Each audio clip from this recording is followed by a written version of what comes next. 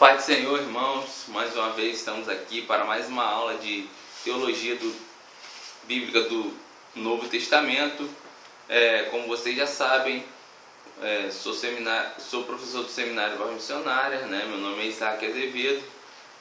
E a você aí que está assistindo essa aula aí pela internet, aí que não me conhece, muito prazer.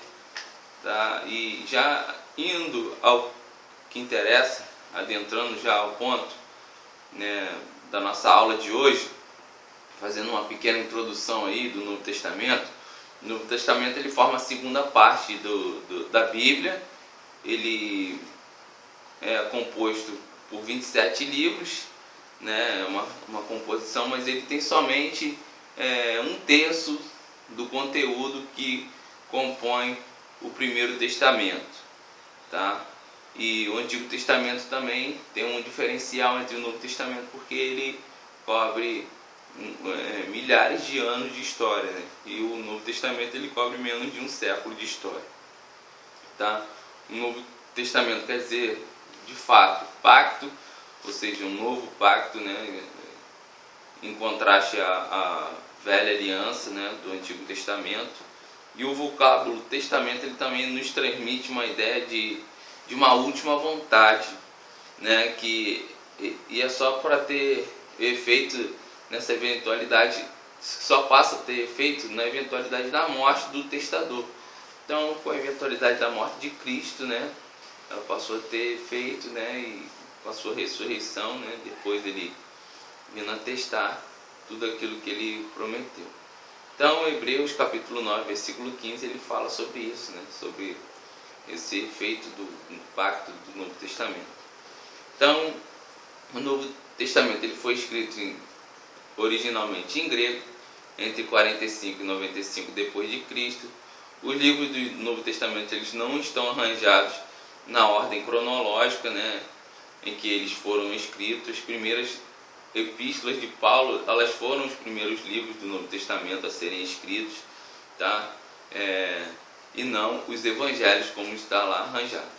Tá? E mesmo o arranjo das epístolas de Paulo também não estão em sua ordem cronológica, porquanto Gálatas, ou talvez 1 Tessalonicenses, foi a epístola escrita bem antes daquela dirigida aos romanos, ao qual figura em primeiro lugar nas nossas Bíblias lá, né? Pelo fato de ser a mais longa das epístolas de Paulo. Então, entre os evangelhos, os de Marcos e o de Mateus, não o de Mateus, o de Marcos e não o de Mateus, parece ter sido aquele o primeiro que foi escrito, tá? A ordem que esses livros aparecem, por consequência, é uma ordem lógica, tá, irmãos? Essa sequência que aparece ali, não é uma ordem cronológica. Então, os evangelhos, eles estão postos em primeiro lugar porque eles descrevem os eventos cruciais, né, de Jesus. E entre os evangelhos, o de Mateus vem apropriadamente antes de todos devido à extensão, né, e ao seu íntimo relacionamento, tá, com o Antigo Testamento, e que o procede imediatamente. Então, no livro de Atos dos Apóstolos, tá, uma envolvente narrativa do bem-sucedido surgimento da expansão da igreja, conta a história, né, da igreja lá na Palestina, e daí por toda Síria, Ásia Menor, tudo mais, Macedônia, Grécia, até os lugares distantes como Roma e Itália, né? Como se a igreja estivesse cumprindo, né, aquilo que Cristo mandou, né, e por todo mundo pregar o Evangelho. Começando primeiro nos locais próximos e se expandindo por todo mundo. Então, o livro de Atos é a segunda divisão de uma obra em 2 volumes, né, como Lucas e Atos. Então, basta-nos nessas ideias quanto aos livros históricos do Novo Testamento. Então, as epístolas e, finalmente, o livro de Apocalipse, ele explana a significação teológica da história, tá, da redenção, além de irem daí certas implicações éticas. Então, entre as epístolas, as de Paulo ocupa o primeiro lugar entre elas, né? E a ordem que foram arranjadas segue primariamente a ideia de extensão, tá, decrescente, levando-se em conta a grande exceção formada pelas epístolas pastorais, como a de 1ª e 2ª Timóteo, né, como a de Tito, as quais elas antecedem a Filemão, que é a mais breve, né, das epístolas paulinas que chegaram até nós. Então, a mais longa das epístolas não paulinas, irmãos, é a Epístola aos Hebreus, cujo autor nos é desconhecido. Então, aparece em seguida, depois da qual vem as epístolas católicas ou gerais, escritas por Tiago, Pedro, Judas e João. E por fim, né, temos o livro da aliança, né, o livro que lança os olhos para o futuro, né, do retorno de Cristo, que é o Apocalipse, né, que é a Guiliana de Yohanan, livro esse que leva o Novo Testamento a um muito aproximado clímax, né, em relação à vinda de Cristo. Então, o Novo Testamento, irmãos, é o livro mais vital ao mundo, tá? Seu tema supremo, que é o Senhor Jesus Cristo, né? Seu objetivo supremo é a salvação dos seres humanos. Esse é o objetivo do Novo Testamento. Seu projeto supremo é o reinado final do Senhor Jesus, né, no império sem limites e eterno. E dentro do estudo do Novo Testamento, nós estaremos observando as principais doutrinas da teologia, tá? Ao qual nós falamos ali anteriormente, que são a teologia exegética, a teologia histórica, a teologia dogmática, a teologia bíblica e a teologia sistemática, né? Para quem não acompanhou as aulas anteriores, acompanhe lá que você vai ver que nós damos uma explicação sobre o que é cada teologia dessa, tá bom? Então, os 4 evangelhos, irmãos, vamos dirigir agora a nossa atenção aos 4 evangelhos, que é uma coleção de registro muito especial quando examinamos corretamente, tá, coletivamente, essa parte da Bíblia, né? E para começar, nos encontramos perguntando assim, por que há 4 evangelhos, especialmente quando os 3 primeiros aparecem abranger quase o mesmo assunto? Um só não seria melhor? A gente pode se fazer essa pergunta, né? E como estamos tratando de escritos divinamente inspirados, irmãos, a resposta final, naturalmente, é que há 4 porque Deus assim o quis. Mas podemos também acrescentar que existem razões claras para Deus ter feito isso. Então, existem 4 evangelhos em lugar de um, de modo que a presença de um retrato de Cristo, e os 4 evangelhos têm cada uma individualidade que não pode ser anulada, tá? A unidade do tema, somada à sua diversidade, é que os torna tão interessante à mente e tão satisfatório ao nosso coração, tá bom? Então, também podemos explicar a necessidade, irmãos, de 4 evangelhos facilmente pelo fato de ter havido nos tempos apostólicos 4 classes representativas de povo, né? Os judeus, os romanos, o grego e a igreja, que é essa explicação mais comum que a gente vê entre os seminários aí, né? Então, cada um evangelista que escreveu o evangelho escreveu para uma dessas classes, né? Adaptando-se ao seu caráter e às suas necessidades, ideias, ideais e tudo mais. Então, Mateus, sabendo que os judeus esperavam pela vinda do Messias, né, prometido lá do Velho Testamento, ele apresenta Jesus como o Messias, o Filho de Deus, esse Messias prometido, né, que o símbolo era o leão da tribo de Judá, né, a tribo real, tá? Em Mateus, o nosso Senhor é singularmente o leão da tribo de Judá, tá? Em São João, no capítulo 3, versículo 17, né, eis que a voz do céu dizia: este é o meu filho amado, em que me compraz, né, na hora do seu batismo. Então, em Mateus, o evangelho do rei vê-se nos primeiros capítulos, né, ali o rei dos judeus e por fim o rei soberano, né, nos céus e na terra, enviando para exigir sujeição e homenagem, né? Então Marcos escreveu aos romanos, então, que era um povo cujo ideal era o poder e o serviço, e assim Marcos descreveu Cristo como fiel servo, tá? O boi é o emblema do trabalho servil, e ele representa entre os antigos do Oriente o trabalho paciente, né, e produtivo. Então, então a ênfase do livro se encontra num Cristo ativo, como um servo forte e humilde. E em Marcos, né, o evangelho do grande servo de Deus enfatiza os atos cristãos, né, naquela época, não as suas palavras, né? Marcos ele conta a lida incansável do servo de Jeová, tá bom? E temos aí Lucas também, tá? Lucas escreveu a um povo culto, né? Ou seja, aos gregos, cujo objetivo era atingir a perfeição e assim chegar a ser Deus, né? E assim Lucas apresenta Cristo, né, como filho do homem, perfeito em tudo e que chegou a ser Deus, tá? Então, o homem é símbolo da inteligência, razão, emoção, vontade, conhecimento e amor, irmãos. Então, Lucas, no capítulo 5, verso 24, diz assim: ora, para que saibais que o Filho do Homem tem sobre a terra autoridade para perdoar pecados, disse ao paralítico: a ti te digo, levanta-te, toma o teu leito e vai para a tua casa. Então, em Lucas, o Evangelho do Filho do Homem mostra-se o quê? Mostra o coração de Jesus em uma série de manifestações da sua compaixão, ternura e amor para com o ser humano. Tá vendo? Então, a gente já passa para o Evangelho de João.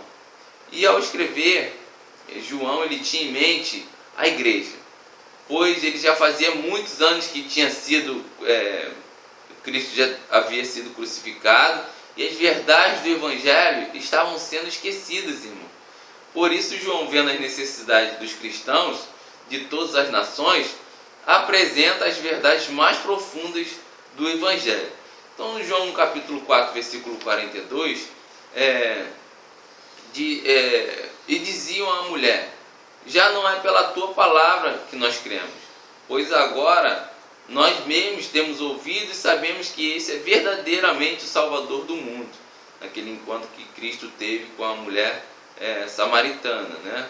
Depois que ela falou lá aos homens da cidade, os homens creram em Cristo a partir dali, tá? E em João, o Evangelho do Filho de Deus vê-se como Jesus assemelha a natureza da águia, irmãos, tá? Que voa e nos leva às alturas da sua divindade eterna. E João é o livro que nos leva ao mistério de ele ser como o Pai, tá vendo? Por muitas das vezes Cristo falou isso. Então, fazendo um pequeno resumo aí, em Mateus foi escrito ao povo judeu, tá? A revelação foi o quê? O Filho de Deus. Qual a figura que Cristo tinha ali em Mateus? O leão da tribo de Judá. Em Marcos foi direcionado ao povo romano. Qual era a revelação ali em Marcos? O servo. E qual era a figura de Jesus? O boi, né? O que serve, né, pacientemente, né? O servo fiel. O livro de Lucas, irmãos, foi direcionado ao povo grego. Qual foi a revelação ali no livro de Lucas? O Filho do Homem, né? E qual era a figura de Cristo em Lucas? Né? O rosto do homem. E, por fim, no Evangelho de João, né? Qual foi o povo direcionado? A igreja. Qual a revelação? O Salvador. E qual a figura? A águia, né? Que nos leva às alturas. Então, fazendo aí um paralelo significativo, né? Em Ezequiel, no capítulo 1, versículo 10, e a forma de seus rostos era como forma de homem, a mão direita. Todos os quatro tinham o rosto de leão, tá vendo? E a mão esquerda, todos os quatro tinham o rosto de boi. e também tinham todos os 4 rostos de águia. Tá vendo o paralelo significativo com Ezequiel capítulo 1, versículo 10? Né? Nós vemos as mesmas figuras. Claro que ali não está em ordem na ordem em que os evangelhos estão, até porque também os evangelhos não estão na ordem que foram escritos. Então o leão, ele simboliza a soberania e a força suprema, o homem, a mais alta inteligência, o boi, o serviço, e a águia, o celestial e o divino. Então esses 4 aspectos, irmãos, são necessários para transmitir toda a verdade.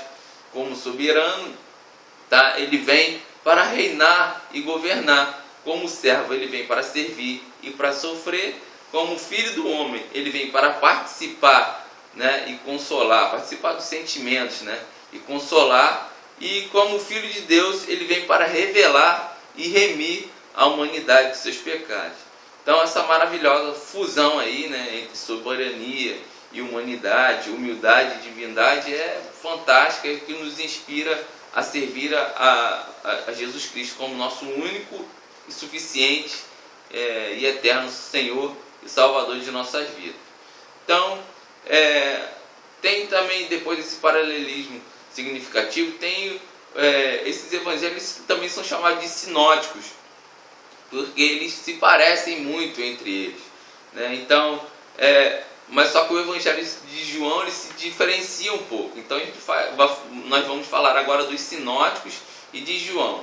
Sinótico tem forma de sinopse, né? Ou seja, que é resumido, tá? Então os evangelhos de Mateus, Marcos e Lucas cobrem quase o mesmo terreno, apresentando apenas narrações dos fatos, né? Enquanto o registro de João, além de ter sido escrito mais tarde do que esses demais, né, trata em sua maior parte da matéria não mencionada pelos esses 3 primeiros evangelhos apresentados aí.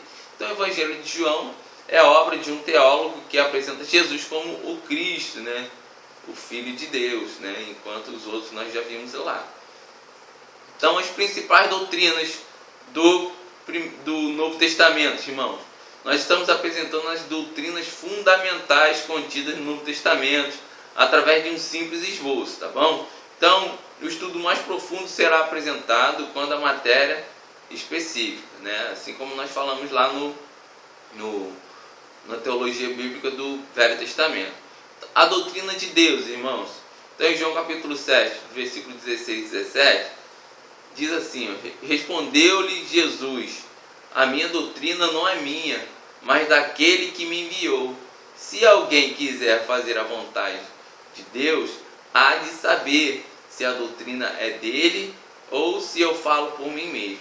Então nós vemos que na doutrina de Deus, Deus procura falar da sua existência, da sua natureza e dos seus atributos, né? A gente vê a doutrina de Deus falando sobre isso daí, e eu separei aqui simplesmente esse versículo para a gente ver que realmente o Novo Testamento fala disso, tá bom? Então, separei algum outro versículo para falar sobre a doutrina de Cristo, que fala assim, lá em Mateus capítulo 1, versículo 18: ora, o nascimento de Cristo foi assim: estando Maria, sua mãe, desposada com José, antes de se ajuntarem, ela se achou ter concebido do Espírito Santo. Então nós vemos aí a natureza de Cristo, os ofícios de Cristo e as obras de Cristo. Essas são as... como é que eu posso dizer? O que fala a doutrina de Cristo acerca dele. Então eu separei esse versículo, né, que antes de se ajuntarem, ele se achou concebido do Espírito Santo, né? Vemos aí o ofício que Jesus vai aprender posteriormente. Seu pai José, né? Não só seu pai José, mas com o Espírito Santo também, né? Que ele vai vir fazer a obra do Espírito Santo, né? Seu ofício será esse, participar, né? E sua natureza, né? A gente pode resumir assim, está tudo resumido ali no Espírito Santo, né? O Espírito Santo de Deus, a sua natureza espiritual, seu ofício é um ofício espiritual, a sua obra espiritual não deixando também de participar da obra física, né? Porque ele foi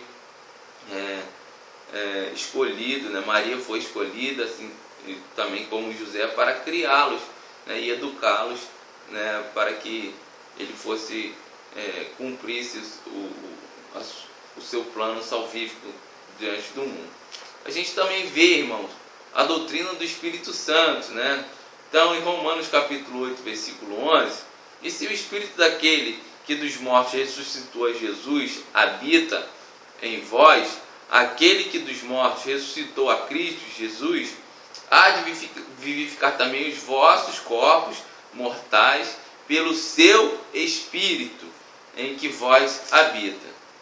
Então a gente vê aí a natureza, né? Sempre as doutrinas ela irá falar da natureza, né?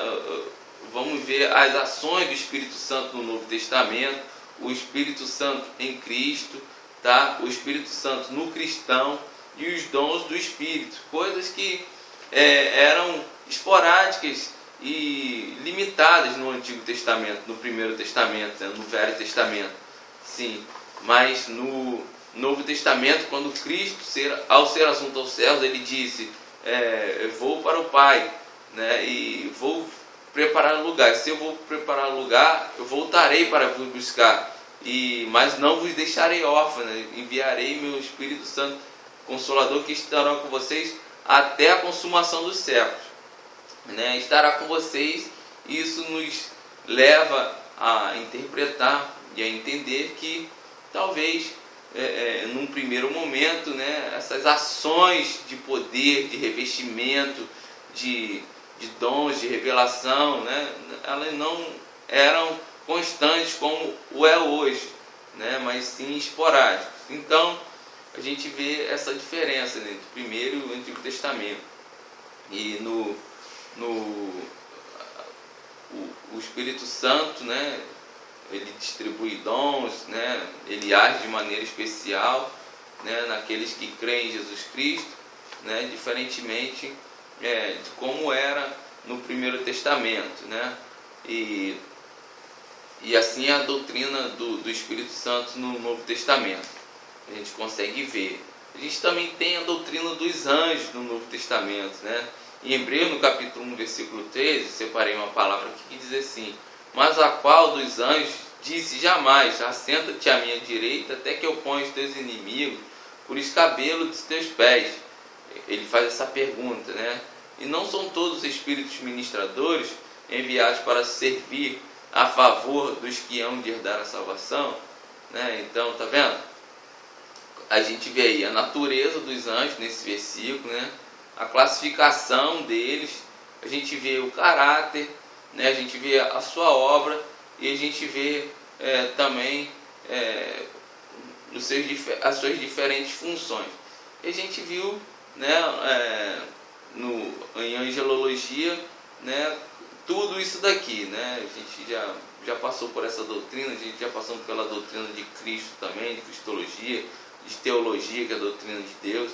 Então, todos esses temas aqui que estou falando aqui, a gente já viu anteriormente, por isso que nós estamos aqui passando superficialmente, tá? Mas toda essa doutrina a gente vê em toda a Bíblia, não só no Novo Testamento, mas também no Velho Testamento a gente também vê isso.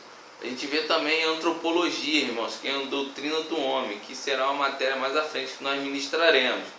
Em Mateus capítulo 19, versículo 4, diz assim, ó: respondeu-lhe Jesus: não tendes lido que o Criador os fez desde o princípio homem e mulher? Então a gente vê a origem do homem, né, desde o princípio lá de Gênesis, a natureza do homem, né, que é o sexo masculino e feminino, e que é a imagem de Deus, né, o homem que é a imagem de Deus, e nós não podemos querer assemelhar o homem à imagem de algum outro animal, né, qualquer outro ser, né, que não seja o próprio ser humano. O homem, ele deve ter, o homem sua imagem de homem, a mulher sua imagem de mulher, né, e não de contrário um ao outro, ou entre se assemelhar a animais, né, a bichos, né? Quem tem poder de dar, acho que se castigo é Deus, né? Se assim for feito, né? A doutrina da salvação, irmãos, também é uma doutrina importante contida no Novo Testamento. Romanos, no capítulo 3, versículo 24, ele diz assim, sendo justificados gratuitamente pela sua graça mediante a redenção que há em Cristo Jesus, irmãos. Então, a gente vê na doutrina da salvação, que é a soteriologia, né? A natureza da salvação, natureza salvífica de Cristo, a justificação, que é pelo seu nome, a regeneração e a santificação pelo seu sangue, né? Pela sua palavra, pela sua água, né? Pela religiosidade, né? que nos liga novamente a Deus. Tá vendo? Então, a gente também tem a doutrina da igreja, irmãos. Né? A gente vê lá em Atos capítulo 11, versículo 22, chegou a notícia dessas coisas aos ouvidos, né, dos da igreja de Jerusalém, e enviaram a Barnabé em Antioquia. Então, Barnabé era um dos homens, né, missionários também ali, diáconos, oficiais da igreja, aquelas pessoas que estavam contribuindo, né, para o crescimento, né, e para mostrar às pessoas que estavam fazendo parte da igreja, né, que a igreja tinha uma doutrina a ser seguida. Então a gente vê a natureza da igreja, né? Vê que a igreja ela nasceu em Cristo. Cristo ele gerou a igreja na sua costela, né? Quando ele foi furado, ele banhou a igreja com sangue e água, e assim como a Eva surgiu da costela de Adão, a igreja surge da costela de Cristo. A gente vê a natureza da igreja, e logo mais a gente vê a fundação da igreja sendo fundada ali também, né? Tudo ali no Calvário, as ordenanças que Cristo deixou à igreja, a organização da igreja. Nós vemos Pedro, né, apacentando essa primeira igreja, né, cumprindo todo as ordenanças de Cristo, depois que foi revelado, né, ali em Jope, ali, né, que Cristo já estava ali fazendo um processo de transformação nele, né, e aí ele sai a pregar o Evangelho, né, e converte várias mil almas ali por 2 vezes, né, e assim a igreja tem uma explosão de crescimento, né, e pode ser expandida ao mundo, né, sem demais problemas, já instruído com a pureza do Evangelho, né, já sendo instruído com o principal segredo, com o principal mistério da Bíblia que foi revelado, que é Cristo, né, que é a vida em Cristo Jesus, tá? E também temos a doutrina das últimas coisas, né, a doutrina do Apocalipse, né, contida também nesse Evangelho, nesse Novo Testamento, que Mateus capítulo 24, versículo 3 diz assim: e estando ele sentado no Monte das Oliveiras, chegaram-se a ele seus discípulos em particular, dizendo: declara-nos quando serão essas coisas, e que sinal haverá da tua vinda e do fim do mundo. Tá vendo? Então a gente vê que no fim das coisas terá os sinais da vinda de Cristo. Nós vamos ver que vai ter o arrebatamento da igreja. Nós vemos que tem o tribunal de Cristo, né? Nós vamos ver que vai ter a boda do Cordeiro, a grande tribulação. Nós vamos ver que vai ter o milênio. Então a gente vai ver que vai ter o juízo do trono branco lá em Apocalipse. A gente pode constatar isso tudo, né? E em relação a doutrina das últimas coisas, e lá em Apocalipse, que é bem fácil de entender, não tem nada difícil, só você interpretar ali coerentemente. Amém, irmãos? E assim a gente termina essa última aula aí, essa primeira aula de teologia bíblica do Novo Testamento. Fiquem com Deus, a paz do Senhor. Amém.